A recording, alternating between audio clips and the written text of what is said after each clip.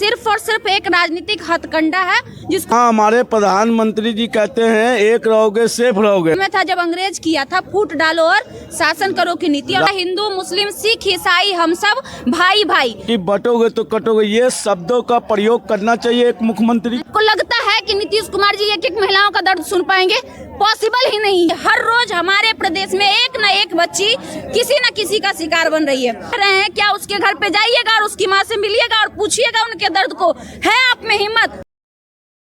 लोगों से जानने का कोशिश करेंगे कि जो वातावरण है देश का हिंदू मुसलमान में बंटकर रह गया है। देश को कहीं न कहीं विकास से काफी पीछे है। खुशबू दीदी आई हुई है, कहीं न कहीं उनसे जानने का कोशिश करें। जो भारत का हमारा माहौल जो है कहीं न कहीं फिजा को खराब लोग करने में लगे। हिंदू मुसलमान विकास की कोई बात नहीं करता, ऐसा क्यों? देखिए, हमारे देश में जब से भारतीय जनता पार्टी पूर्ण बहुमत के साथ आई है, वो उस दिन से डे वन से वो धर्म की राजनीति ही कर रहा है, क्योंकि वो जानता है कि जो जाति की राजनीति है वो हर जगह क्षेत्रीय लेवल पे ऑलरेडी हो रहा है। तो उसको कैसे हम हटा के दूसरी रणनीति को तैयार करें। तो भारत की अगर हम बात कर ले तो हिंदू बहुसंख्यक है और अल्पसंख्यक में बाकी जो धर्म है, चाहे वो मुस्लिम हो, सिख हो, ईसाई हो, बौद्ध हो, ये सारे धर्म है। तो वो धर्म की राजनीति सिर्फ और सिर्फ इसलिए कर रहा है ताकि सत्ता पे काबिज हो। अगर आप बात कर रहे हैं धर्म की राजनीति की, तो अगर भारतीय जनता पार्टी सिर्फ हिंदू को ही मानता है, तो हम ये पूछना चाहते हैं कि आज हजारों हजार हिंदू लोग क्यों बेरोजगार हैं?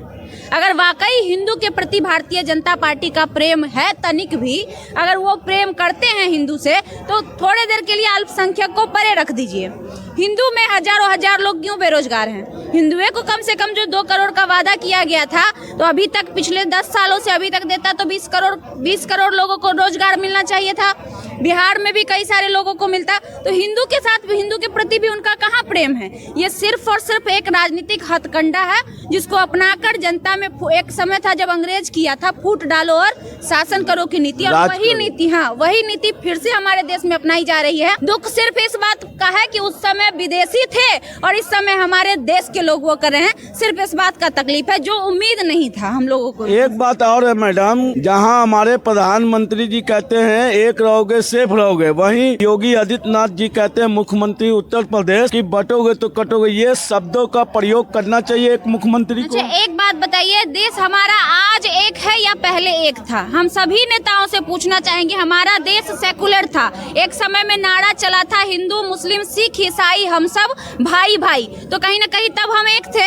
अब तो बट चुके, अब तो जहाँ देखिए वहाँ दंगा हो रहा है, हिंदू मुस्लिम को मार रहे हैं, मुस्लिम हिंदू को मार रहे हैं, कभी समल में हत्या हो रहा है, तो कभी मथुरा, तो कभी कहीं कभी कहीं। तो अब हम एक कहाँ हैं? हम तो एक थे जिसको आपने तोड़ दिया, तो अब एक होने की कौन सी बात आप कर रहे हैं? हमारा देश जो है सेकुलर कंट्री है, उसको तो आपने विभाजित कर दिया, लोगों के दिमाग में मतलब जहर घोल दिया। धर्म का कट्टरतापन जो आप भर रहे हैं आरएसएस जैसे संगठन बनाकर, तो एक कहाँ रहने दिया आपने लोगों को? एक का मतलब होता है एक घर में अगर 5 लोग हैं तो पांचों एक साथ होना। तो हमारा भारत देश भी एक घर है और इस घर में जितने भी लोग हैं, चाहे वो किसी भी जाति से आते हो या किसी भी धर्म से आते हो, जब तक सब नहीं एक होगा तो फिर एक होने का और बंटने का फिर बात कहाँ से? बांटा तो आपने, आप किसको सफाई दे रहे हैं? बांटने का काम तो आपने शुरू किया, इससे पहले तो हम एक थे, खुद बांट दिए और खुद पट्टी पढ़ा रहे हैं बटोगे तो कटोगे। तो तुमने बांट तो ऑलरेडी दिया, फिर बंटने के बाद तुम किसको समझा रहे हैं? मुख्यमंत्री बिहार के डबल इंजन की सरकार है, वो कहते हैं कि हम 15 तारीख से वो निकलने वाले महिला संवाद यात्रा पर, उस पर आपका क्या कहना है? महिला संवाद यात्रा पे नीतीश कुमार जी किस मुंह लेकर निकलेंगे हमको नहीं पता।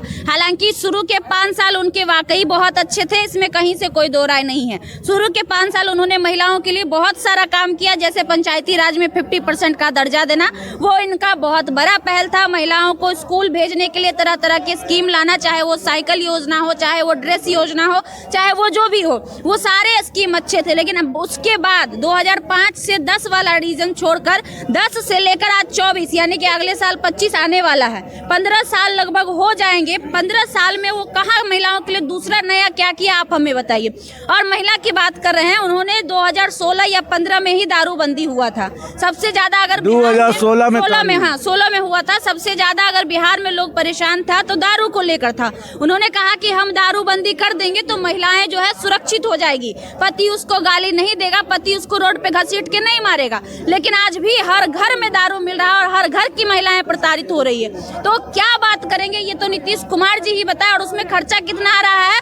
226 करोड़ का, लगभग 225.78 लाख है, लगभग 226 करोड़ का जो खर्चा आप महिला संवाद यात्रा पे करने जा रहे हैं। हमको लग रहा है कि वही 226 करोड़ रुपया अगर आप महिलाओं के लिए एक ऐसी स्कीम लाते जिसमें जो पीड़ित महिला है, जो गरीब महिला है, जिनके पास घर नहीं है, जिनको अपने बच्चे को पढ़ाने के लिए नहीं है, चाहे जो विधवा महिलाएं हैं जिनका पति किसी कारण से इस दुनिया में नहीं है, अगर वही फंडिंग आप उन पे लगा कर और उनको एक जगह देने का काम करते, उन बच्चों को पढ़ने के लिए कुछ पैसा देने का काम करते, तो वो इससे लाख गुना ज्यादा बेहतर होता। कहीं ना कहीं जो वो पैसा वेस्ट कर रहे हैं 226 करोड़ रुपया, वो बर्बाद कर रहे हैं और वो बिहार के लोगों का ही पैसा, वो भी आपका पैसा नहीं है। लेकिन कम से कम जो बिहार के लोगों का पैसा है वो उनके हित में तो लगा दीजिए। आप क्या करें, क्या बात करिएगा आप जाकर?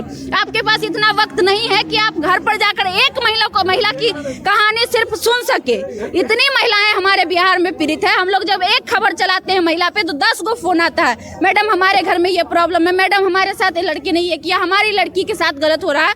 आपको लगता है कि नीतीश कुमार जी एक एक महिलाओं का दर्द सुन पाएंगे? पॉसिबल ही नहीं है, इम्पॉसिबल है कि वो महिलाओं का दर्द सुन पाएंगे। तो आप उसी पैसे में महिलाओं के लिए कोई अच्छी स्कीम ला दीजिए। बिहार में जिस तरह से बच्चियों के साथ आए दिन रेप का घटना घट जाता है, आपको पटना से 25 किलोमीटर नीमा गांव है, 12 साल की बच्ची है और 5 नवंबर की घटना आई, उस बच्ची के साथ हो जाता है गलत, उस पर संज्ञान नहीं लेती है पुलिस। यही तो हम पूछना चाहते हैं ना नीतीश कुमार जी से। आप महिला संवाद यात्रा की बात कर रहे हैं और हमारे प्रदेश में महिलाएं ही सुरक्षित नहीं। ये पहली घटना नहीं है, वैशाली में उतना बड़ा कांड हुआ था, अभी तक लोग नहीं भूला होगा। उसके बाद इसका जहानाबाद में जो नवीनगर में बच्ची के साथ घटना हुआ था वो लोग नहीं भूले हैं। और ऐसे घटना हर रोज होते हैं, पता है आपको? ये घटना एक दिन नहीं होता है, बस यही है कि कुछ घटना जो है दब के खत्म हो जाता है और जो घटना पॉपुलर होता है, जिस पे लोग लग जाते हैं, जो लोगों की संज्ञान में आ जाता है, उसके बारे में लोगों को पता चलता है अच्छा बच्ची का दुष्कर्म हुआ है। लेकिन हकीकत ये है कि हर रोज हमारे प्रदेश में एक न एक बच्ची किसी न किसी का शिकार बन रही है। तो आप सुशासन किस बात को कह रहे हैं और किस मुंह से आप जाइएगा महिलाओं के पास? हम पूछना चाहते हैं कि क्या आप बेगूसराय के मिट्टी के घर जाइएगा नीतीश कुमार जी, या आप जहानाबाद के नवीनगर के जो बच्ची थी उसके घर जाइएगा नीतीश कुमार जी, या जो बच्ची आप कह रहे हैं क्या उसके घर पे जाइएगा और उसकी माँ से मिलिएगा और पूछिएगा उनके दर्द को? है आप में हिम्मत? तो आप पहले उनके लिए तो आप कुछ किए नहीं, सरकार का एक भी आदमी वहां नहीं पहुंचा, आपका प्रशासन आपका फेल्यूर है, तो किस मुंह से आप जाना चाहते हैं? ये जवाब तो वही देंगे ना।